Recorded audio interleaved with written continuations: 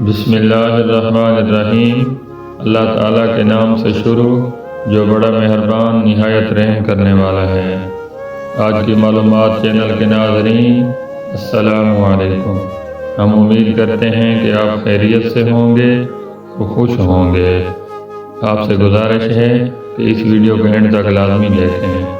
ایک دفعہ کا ذکر ہے کہ ایک درزی اپنی دکان میں بیٹھا کپڑے سی رہا تھا کہ اچانک سے وہاں ایک ہاتھی کا بچہ آ گیا اور اچانک اونچا اونچا بولنے لگا۔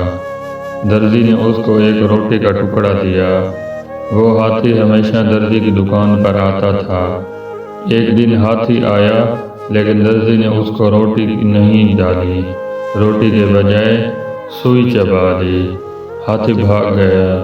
اگلے دن ہاتھی پھر آ گیا لیکن اس کی سونڈ کچرے سے بھری ہوئی تھی اور اس نے اپنی سونڈ سے کچرا درزی کے کپڑوں پر پھینک دیا۔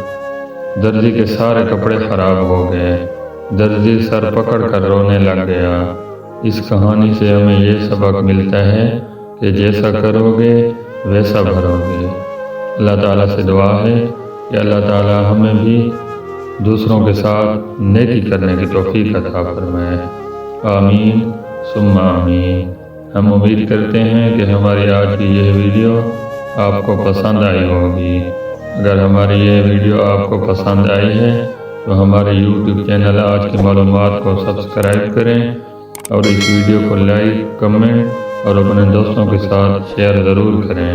بہت شکریہ۔